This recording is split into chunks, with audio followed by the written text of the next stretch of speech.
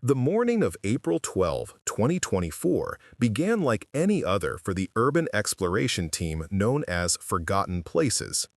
They'd driven up from Buffalo to document abandoned structures around Niagara Falls, their YouTube channel specializing in finding beauty in decay.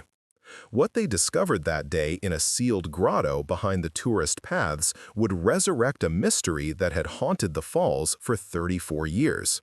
Before we begin the story, let us know in the comments which city you're watching from. We're really curious where you're tuning in from. And don't forget to subscribe to the channel and leave a rating. The team's flashlights cut through the darkness of the cave, illuminating walls slick with moisture and decades of mineral deposits. Behind a partially collapsed rock formation, they found something that shouldn't have been there: a bright yellow Kodak disposable camera, the kind that had been everywhere in the 1990s. Next to it lay a sealed plastic bag containing what looked like personal effects.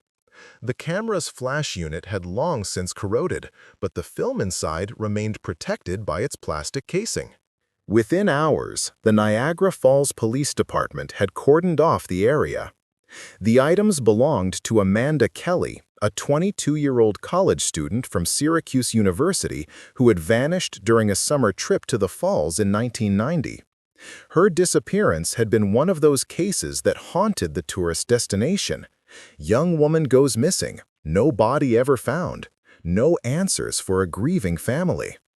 The discovery would reopen wounds that had never truly healed and expose secrets that someone had worked very hard to keep buried. Amanda Kelly had been the kind of person who lit up rooms. In the summer of 1990, she was between her junior and senior years at Syracuse, majoring in photography with dreams of working for National Geographic. Her friends described her as adventurous but careful, someone who pushed boundaries but wasn't reckless.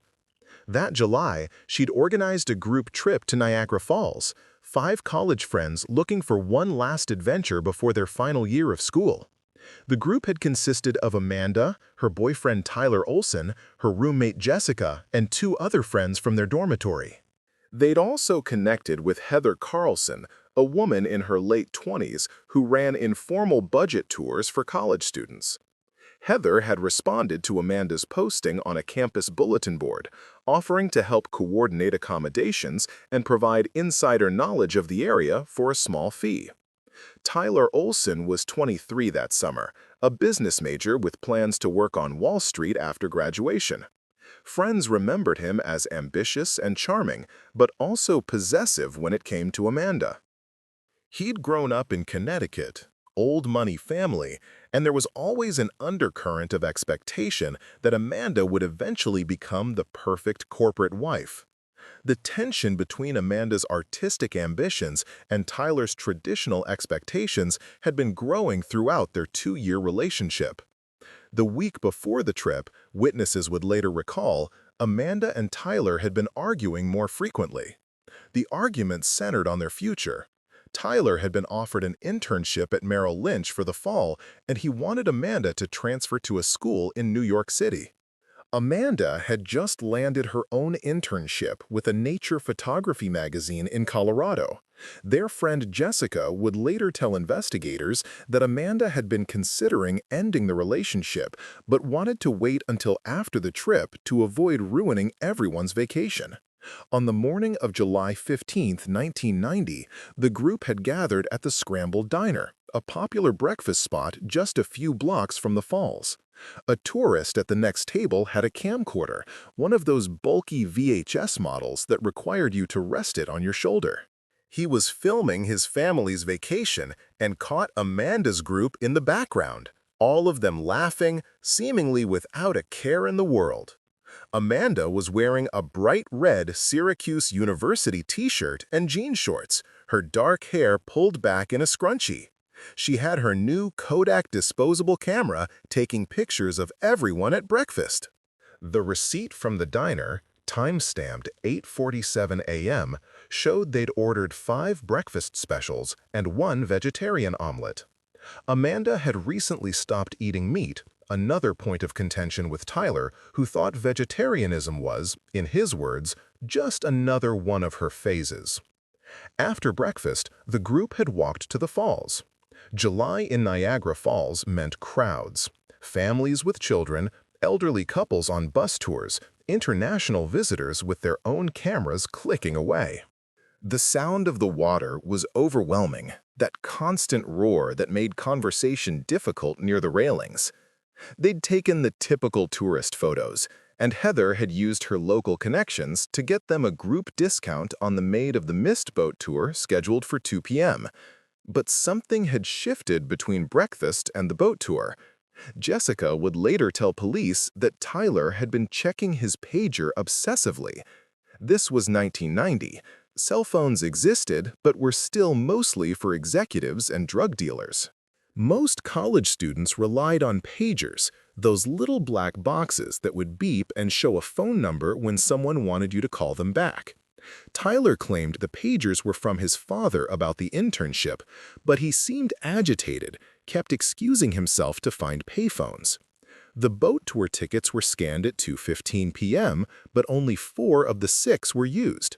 Tyler and Amanda had gotten into what witnesses described as a heated discussion near the ticket booth.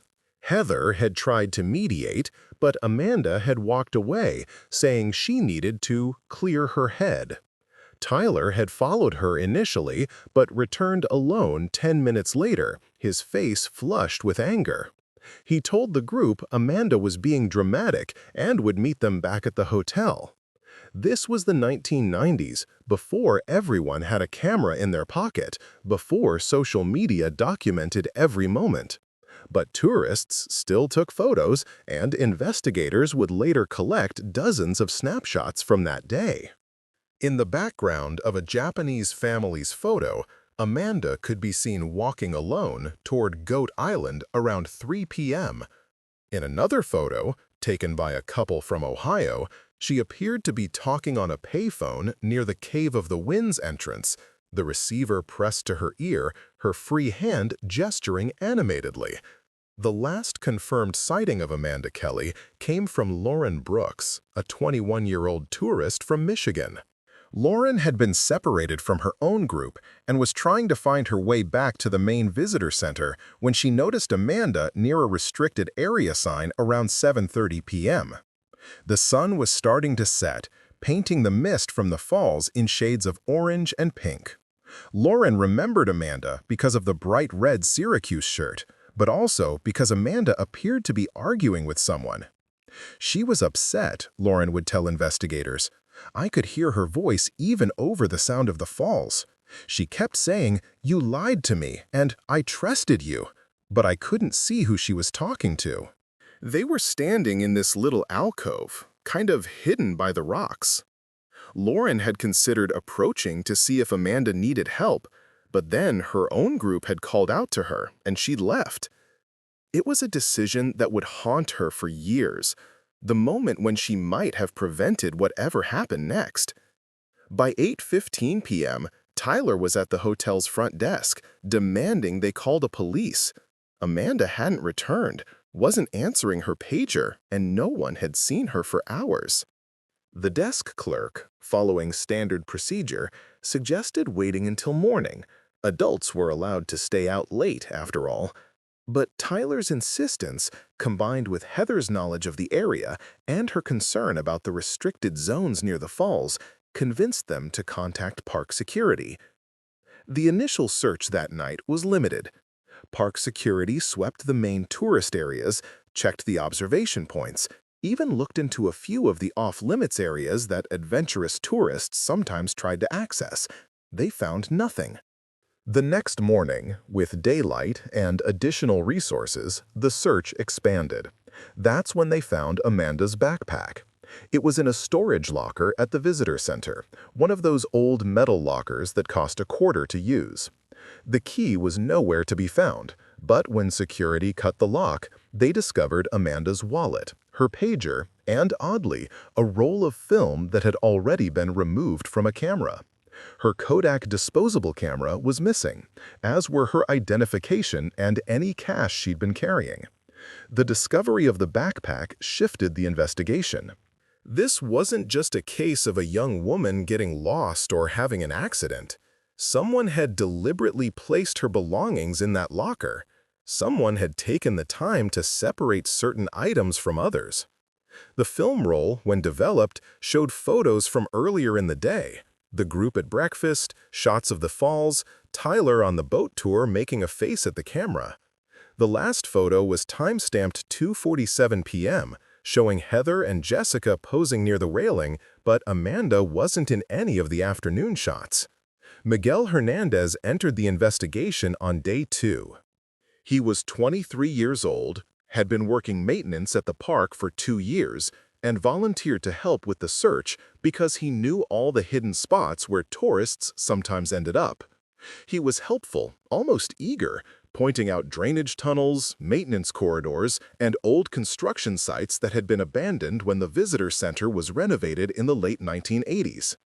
"People don't realize how many places there are to get lost around here," Miguel told the search coordinator, "especially if you go off the marked paths.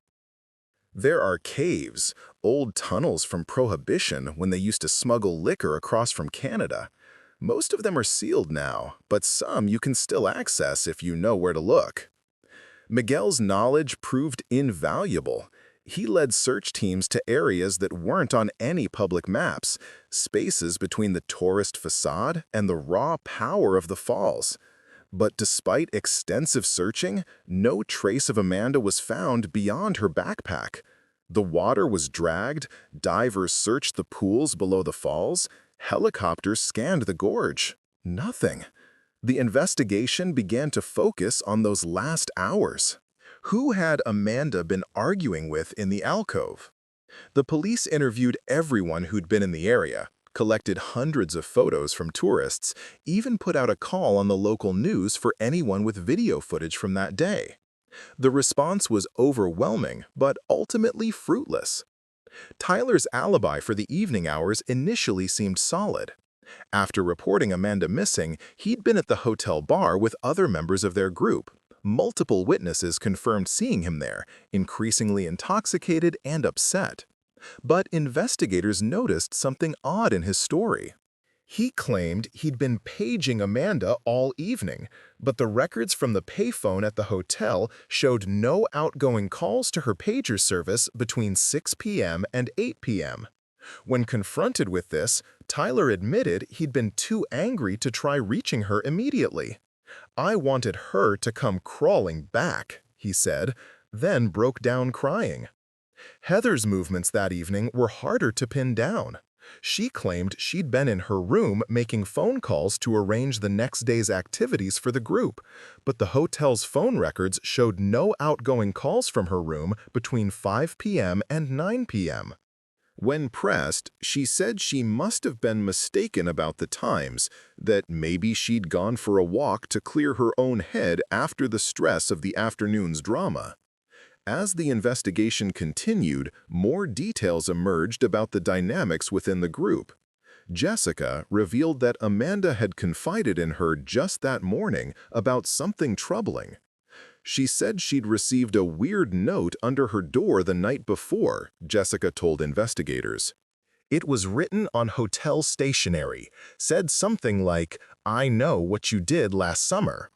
Amanda thought it was Tyler playing a cruel joke, referencing that movie that had been popular. But Tyler swore he didn't write it. The note was never found. Amanda had apparently thrown it away, dismissing it as a prank. But its existence added another layer to the mystery. Who else knew which room Amanda was staying in? Who had access to hotel stationery?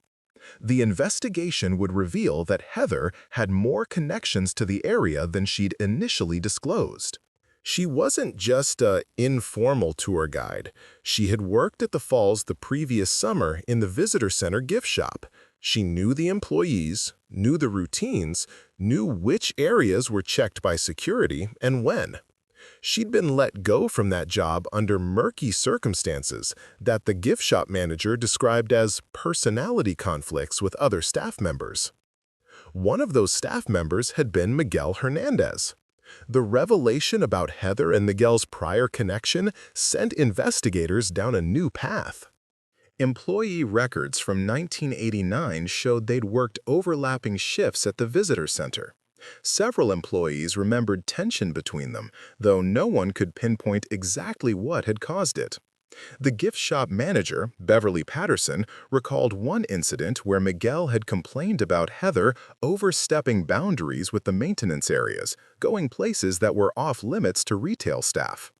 She was always curious, Beverly told investigators, always asking questions about the old tunnels, the restricted areas. Miguel didn't like it. He was very protective of his domain, you know. Those maintenance guys, they had their own little kingdom down there in the service corridors. The police brought Miguel in for formal questioning on July 20th, 5 days after Amanda's disappearance. He remained helpful, concerned, offering theory after theory about what might have happened. He suggested Amanda might have slipped and fallen into the water at one of the observation points. He mentioned that sometimes people attempted suicide at the falls, though he was quick to add that Amanda hadn't seemed like the type. He even suggested that perhaps she'd simply run away, started a new life somewhere. "It happens more than you'd think," Miguel said, leaning back in the interrogation room chair. "People come here, see the falls, and something about it makes them want to reinvent themselves. The power of the water, maybe? Makes you realize how small your problems are." But when investigators asked about his whereabouts that evening, Miguel's story had holes. He claimed he'd finished his shift at 5 p.m. and gone straight home to his apartment in downtown Niagara Falls.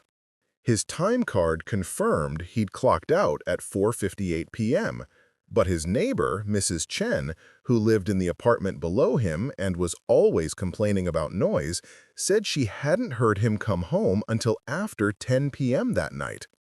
She remembered specifically because she'd been watching the season finale of Twin Peaks and his footsteps on the stairs had disturbed the crucial final scenes. Miguel's explanation was simple.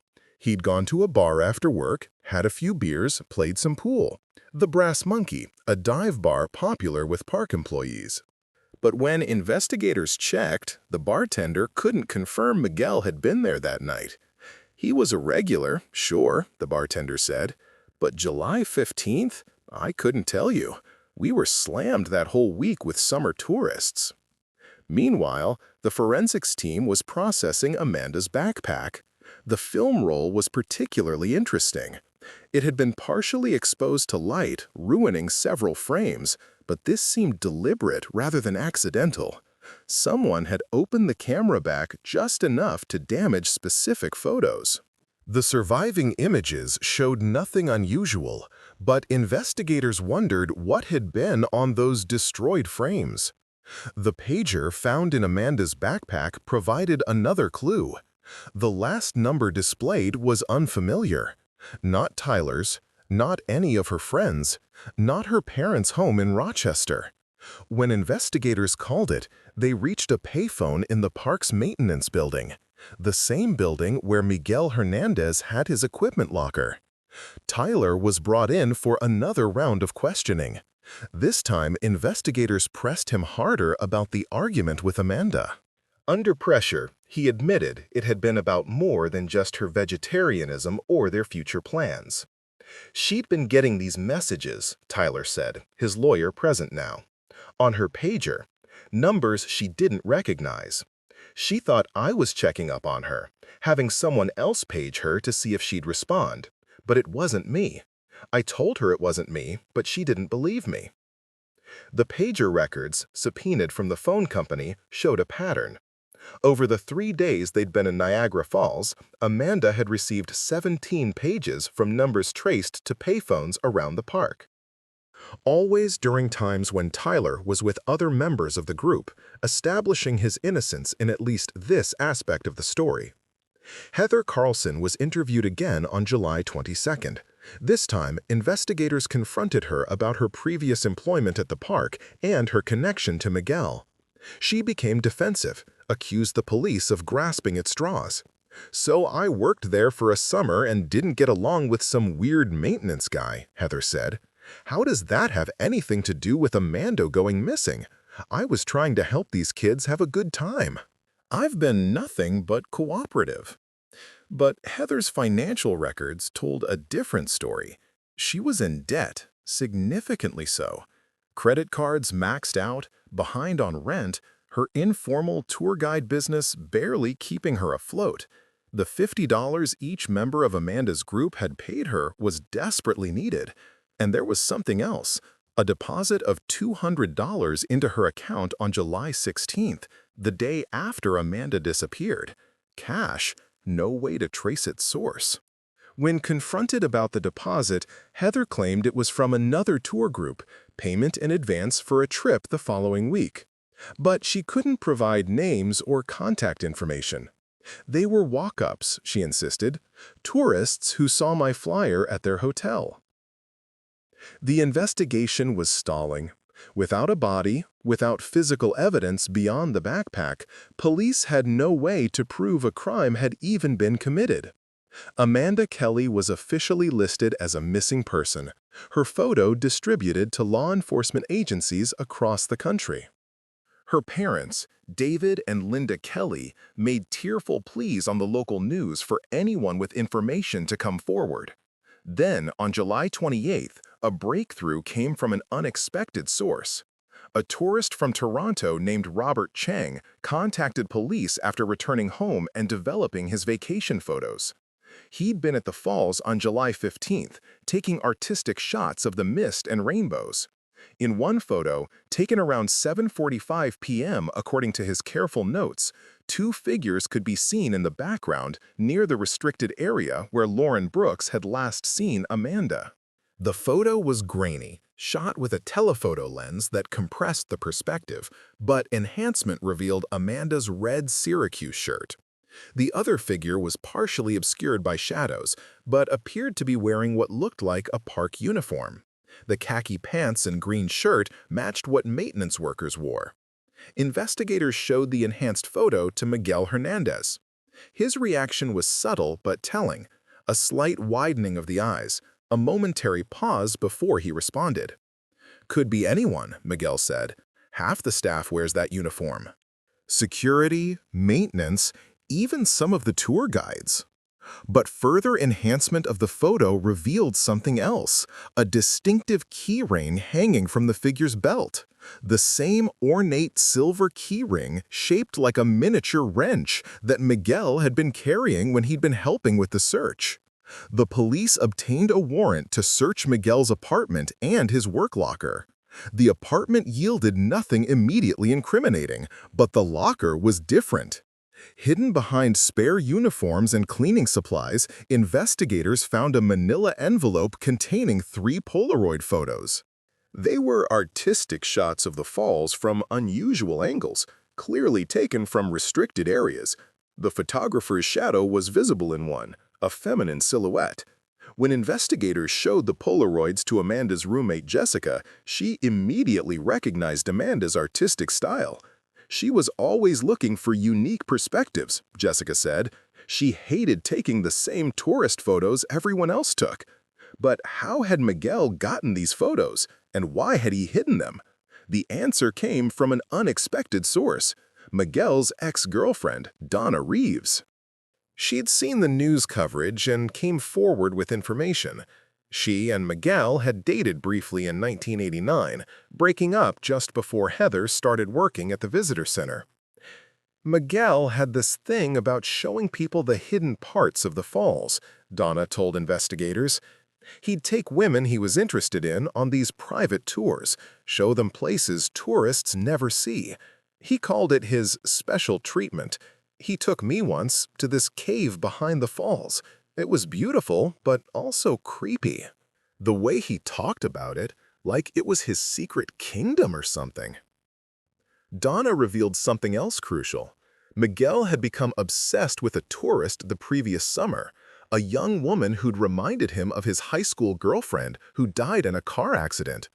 He'd followed her around the park, left notes at her hotel, even taken photos of her without her knowledge. The woman had complained to park security, but Miguel had talked his way out of it, claimed it was a misunderstanding. That's why he didn't like Heather, Donna explained. She knew about the complaint. She'd been working the gift shop when security came to question him. He was paranoid she'd tell everyone, ruin his reputation. Investigators realized they needed to search more thoroughly. The caves and tunnels Miguel had shown them during the initial search, had he been leading them toward or away from crucial areas? They brought in spelunking experts, people who knew how to navigate underground spaces. The search expanded to areas Miguel hadn't mentioned, spaces he'd specifically steered them away from. On August 2nd, they found something. In a narrow tunnel that connected to a natural cave system behind the falls, investigators discovered a makeshift shelter. Someone had been using the space. There were batteries for a flashlight, empty water bottles, candy bar wrappers. The brands were contemporary to 1990. Snickers bars with the old wrapper design, clearly Canadian sparkling water that had been popular that summer. But more importantly, they found a notebook wrapped in plastic. The pages were water-damaged but still legible. It was filled with observations about park visitors, detailed notes about young women who'd caught someone's attention, physical descriptions, where they were staying, who they were with. The handwriting was careful, obsessive. One entry, dated July 14, 1990, read, "Red shirt girl is back, third day in a row. She keeps trying to get into the maintenance areas. Showed her the tunnel entrance today. She was grateful, took photos, said she'd come back tomorrow evening when the light would be better. Told her I'd show her the cave." The notebook was shown to multiple park employees. 3 identified the handwriting as Miguel's. He often left notes about maintenance issues, and his distinctive way of writing the letter G was unmistakable. Miguel was arrested on August 3, 1990. The charge was initially just obstruction of justice and tampering with evidence, as they still had no body and couldn't prove murder. But during the arrest, Miguel said something that chilled the investigators. "You'll never find her," he said as they put him in handcuffs. "The Falls keeps its secrets." The search intensified around the cave system. Divers were brought in to explore underwater portions. Ground-penetrating radar was used to look for disturbed Earth. But the area around Niagara Falls is massive, the cave systems extensive and dangerous. Some areas were completely inaccessible due to the constant spray and treacherous conditions. Tyler Olson left Niagara Falls on August 5th. He'd been cleared of any involvement, but the experience had broken him. Friends said he never quite recovered, dropped out of Syracuse, gave up his Wall Street dreams. He moved to Vermont, became a teacher, never married. Every year on July 15th, he would call Amanda's parents, apologize again for the argument, for not being there when she needed him. Heather Carlson's story began to unravel under renewed scrutiny. The $200 deposit? Investigators traced it to an ATM withdrawal from Miguel's account. When confronted with this evidence, Heather finally broke. "He paid me to change my story," she admitted, "about what I saw that evening. I did go for a walk. I saw Amanda near the restricted area around 7 p.m. She was alone, taking photos. Miguel approached her. They seemed friendly, like they knew each other. She followed him toward the maintenance entrance. I didn't think anything of it at the time." Heather explained that Miguel had come to her hotel room late that night, around 11 p.m. He was agitated, sweating despite the cool evening. He'd offered her money to say she'd been in her room all evening, to not mention seeing him with Amanda. "I needed the money," Heather said, "and I figured Amanda had just run off with him or something. Young women do stupid things for men. I didn't want to think." With Heather's testimony, prosecutors felt they had enough to charge Miguel with murder, even without a body. The trial was set for spring of 1991. The case attracted national attention. A young woman vanished at one of America's most famous tourist destinations.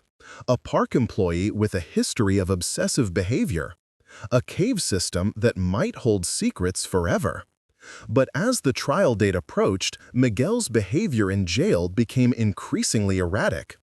He would stand at the bars of his cell at night, muttering about the sound of falling water. He complained that he could hear Amanda calling to him from the mist. The prison psychiatrist diagnosed him with acute stress disorder, possibly triggered by guilt. Then, on March 15, 1991, Miguel asked to speak to prosecutors. He had something to tell them, he said. Something about Amanda. The prosecutor's office was skeptical when Miguel requested the meeting. Previous attempts to get him to confess had resulted in rambling stories about the spirit of the falls and claims that the water itself had taken Amanda. But on March 15, 1991, Miguel seemed different, calmer, resigned.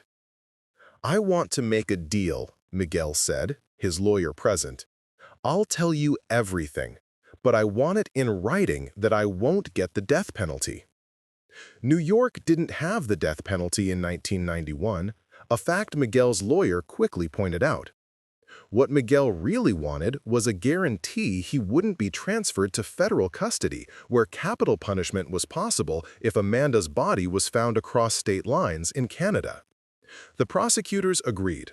They needed closure for Amanda's family more than they needed maximum punishment. The deal was struck. Miguel's confession began not on July 15, 1990, but a year earlier with a different young woman. Her name was Sarah, Miguel began. Sarah Mills. She was from Ohio, visiting with her church group in summer of '89. She looked just like Christina. Christina had been Miguel's high school girlfriend, killed in a drunk driving accident their senior year. Miguel had been driving the other car, had walked away without a scratch while Christina died on impact. The guilt had nearly destroyed him. Sarah had the same dark hair, same laugh. When I saw her at the falls, it was like God was giving me a second chance. I tried to talk to her, but there were always people around. So I left notes, followed her group. I just wanted to know her. This matched what investigators had learned from the previous complaint, but Miguel revealed more. I showed Sarah the caves, told her about the legends, about how the native peoples believe the mist could carry messages to the spirits. She was fascinated. She came back the next evening, alone. We talked for hours in the cave. I thought we had a connection. But Sarah hadn't felt the same way. She'd been polite, interested in the history and the photography opportunities, but not in Miguel. When she left Niagara Falls, she'd filed the complaint about his unwanted attention. Park security pulled me in, asked questions. Heather was working the gift shop, saw the whole thing. She held it over me, threatened to tell everyone I was some kind of stalker. I wasn't. I see things others don't. I feel things deeper. Fast forward to July 1990. Miguel noticed Amanda on her first day at the falls. She was different from the usual tourists. She saw the falls like I did, as something more than just water falling. She kept trying to get into the restricted areas, looking for unique angles for her photos. On the second day, I approached her. Miguel had offered to show Amanda some hidden viewpoints, places only maintenance staff knew about. Amanda had been thrilled. She'd mentioned she was a photography major, that she was building a portfolio for her senior project. I showed her the entrance to the maintenance tunnels on July 13th. She took dozens of photos. Said she'd never seen anything like it. She wanted to come back when the light was better. I suggested evening of the 15th, when the setting sun would hit the mist just right. But between that first tour and their planned meeting, Miguel had learned about Tyler. I saw them arguing on the 14th. He was possessive, controlling, reminded me of Christina's father, always trying to dim her light. Amanda deserved better. She deserved someone who understood her art, her vision. Miguel had started paging Amanda, leaving numbers for payphones around the park. When she'd call back, he'd hang up, just wanting to hear her voice. He convinced himself he was checking on her, making sure Tyler wasn't hurting her. On July 15th, the plan had been simple. Miguel would show Amanda the cave behind the falls, she'd take her photos, and maybe, just maybe, she'd see him as more than just a helpful park employee. She met me at 7 p.m., just like we planned. She was upset about Tyler, said he didn't understand her, didn't support her dreams. I told her she was too good for him. We went into the tunnels. The cave Miguel took Amanda to was spectacular. A natural grotto carved by centuries of water, accessible only through a maintenance tunnel and a narrow passage that required crawling through 30 feet of rough stone. The mist from the falls created a natural light show, rainbows dancing on the cave walls. She was amazed, started taking photos immediately, said it was exactly what she'd been looking for. She used up an entire roll of film in 20 minutes. But then Amanda had mentioned she needed to get back. Tyler would be worried. The group was probably looking for her. I couldn't let her go back to him. Not after she'd shared this moment with me. I told her Tyler didn't deserve her, that she should stay with someone who appreciated her art. Amanda had been confused at first, then uncomfortable when she realized Miguel's intentions. She tried to leave, said I'd misunderstood, that she was grateful for the tour, but that's all it was. She started heading for the tunnel entrance. Miguel claimed he hadn't meant to stop her, just wanted to explain himself. But in the narrow confines of the cave, with the roar of the falls drowning out voices, a misunderstanding turned into something worse. I grabbed her arm, just to get her to listen, but she pulled away, lost her balance. The rocks were wet, slippery. She fell backward, hit her head on the cave wall. Miguel insisted Amanda's death had been an accident. She'd struck her head on a jagged outcropping, was unconscious immediately. He'd tried to revive her, but the injury was severe. I panicked. I couldn't call for help. How would I explain why we were there? People would think I'd killed her on purpose, like with Christina. It would happen all over again. So, Miguel had made a decision that would haunt him forever. The cave system connected to an underground river that fed into the Niagara River below the falls. The current was strong, violent. I let the water take her. The falls claimed her, like it's claimed so many others. I thought at least she'd be part of something beautiful forever. Miguel had then carefully covered his tracks. He'd taken Amanda's backpack, which she'd left at the cave entrance, removed any evidence of their meeting, and planted it in the visitor center locker. The film roll he'd partially exposed to destroy images that might show him or the route to the cave. He'd kept the Polaroids Amanda had given him from their first meeting, unable to bring himself to destroy them. I paid Heather to change her story because she'd seen us together. Told her Amanda had run off, that I didn't want to get in trouble for showing her restricted areas. The confession matched the evidence investigators had gathered, filled in the gaps that had puzzled them. But there was one crucial problem. Without Amanda's body, it was still Miguel's word about what had happened in that cave. The accident story could be a fabrication to avoid a murder conviction. Prosecutors pushed for Miguel to show them the exact location, but he claimed the specific cave had been sealed by a rockfall during spring flooding earlier that year. Park maintenance records did show unusual erosion and several cave-ins in the restricted areas following heavy rains in April 1991. The trial proceeded with what they had. Miguel Hernandez was convicted of involuntary manslaughter and evidence tampering. He received 15 years in prison. Many, including Amanda's parents, felt it wasn't enough. They believed Miguel's story about the accident was a convenient lie, that Amanda's death had been intentional when she rejected his advances. Heather Carlson pled guilty to obstruction of justice and received 2 years probation.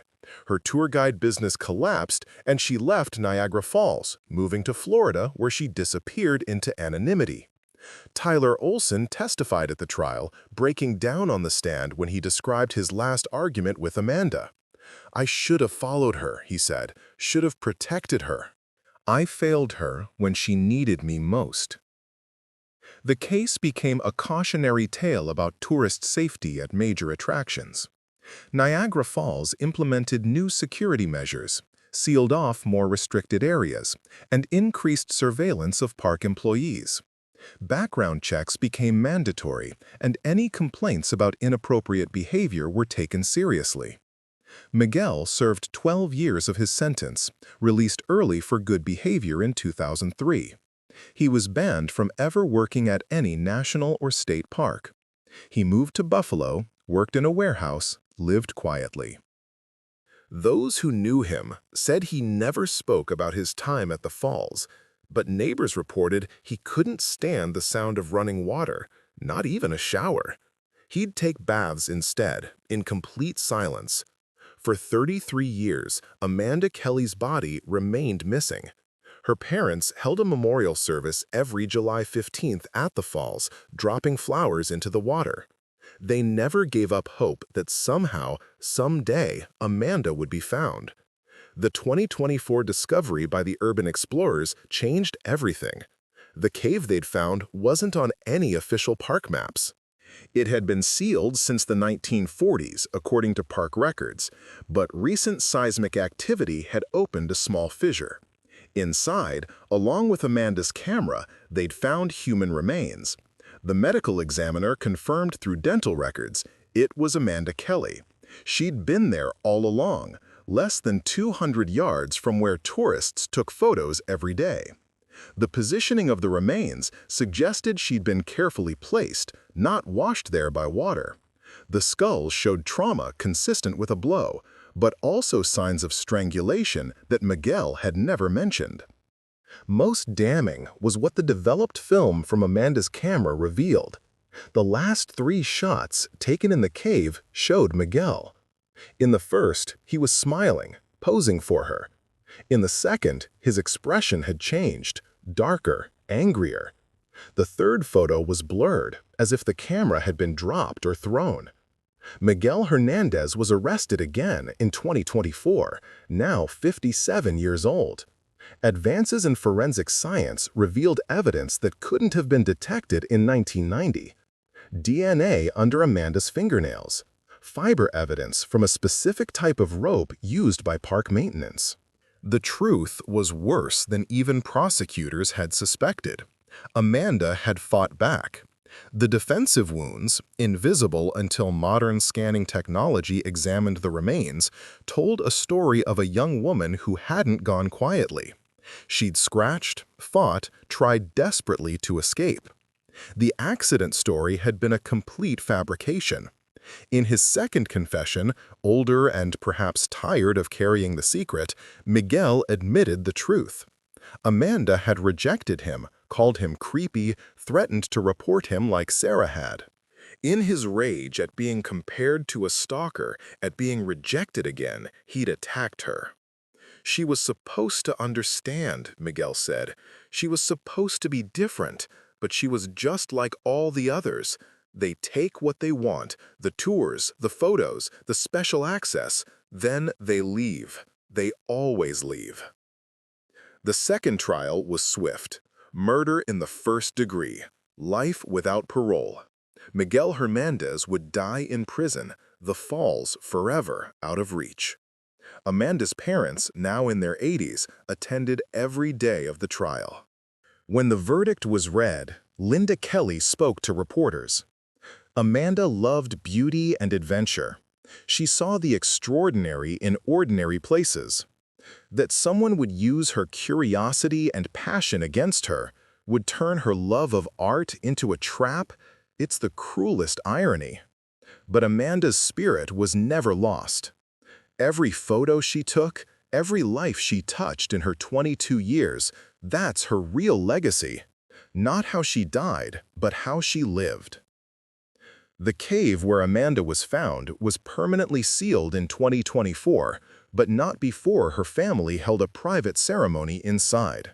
They left flowers and a new camera, a digital one, with a note, "For all the photos you never got to take." Tyler Olson, now 57 himself, came to Niagara Falls for the first time since 1990. He stood at the railing, looking at the falling water, and finally let himself cry. "I'm sorry, Amanda," he said to the mist. "I'm so sorry I wasn't the man you deserved." The Niagara Falls Visitor Center now includes a small plaque near the observation deck, "In memory of Amanda Kelly and all those whose curiosity and wonder brought them here. May we always protect those who seek beauty in dangerous places." The case had one final twist. In Miguel's apartment, investigators found a journal he'd kept since his release in 2003. Page after page of observations about young women, detailed notes about their appearances, their routines. He'd been hunting again, though no other victims were ever confirmed. The journal's last entry, dated April 11th, the day before Amanda's body was discovered, read, "The falls are calling. I hear her in the water. She wants me to confess. Christina, Sarah, Amanda, they all want me to confess." The water knows. The water always knew. Some say if you stand at the falls at sunset, when the mist catches the light just right, you can see rainbow shadows that look like a young woman with a camera still searching for the perfect shot. Tour guides dismiss it as pareidolia, the human tendency to see patterns in random stimuli. But locals who worked the falls in 1990 know better. They remember Amanda Kelly, the girl who saw beauty in hidden places and paid the ultimate price for her artist's eye. The urban explorers who found Amanda received a reward from the Kelly family, which they donated to a scholarship fund for photography students at Syracuse University. Every year, one student receives the Amanda Kelly Memorial Scholarship, with one condition: they must never explore restricted areas alone. As for the falls themselves, they continue their eternal plunge, indifferent to the human dramas that play out in their midst. Millions of tourists come each year, take their photos, feel the spray on their faces. Few know about the caves hidden behind the water, the tunnels that run beneath their feet, the secrets that waited 34 years to be revealed.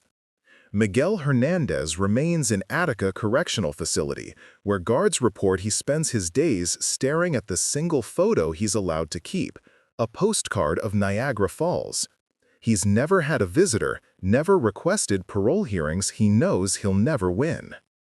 Sometimes, late at night, other inmates report hearing him whisper numbers, like an old pager code, 42635, 42635, 42635.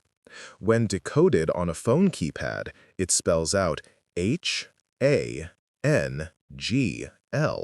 hang L, or perhaps hang hell.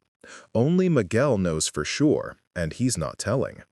The Niagara Falls Police Department officially closed the Amanda Kelly case in 2024 after 34 years. But for those who were there in 1990, who searched those caves and tunnels, who looked into the mist hoping to see a young woman in a red Syracuse shirt, the case never really ends.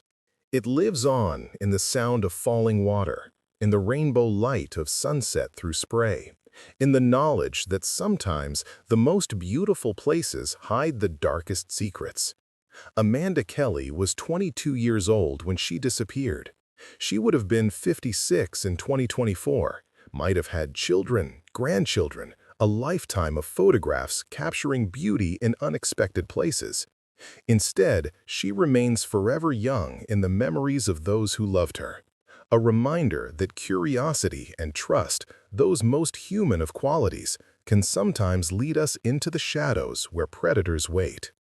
The falls continue to roar, tons of water plunging every second into the void below. Tourists continue to come, to marvel, to take their pictures. And somewhere in the mist, in the space between the water and the air, Amanda Kelly's spirit might still be searching for that perfect shot, the one that captures not just the beauty of nature, but the danger that lurks behind it.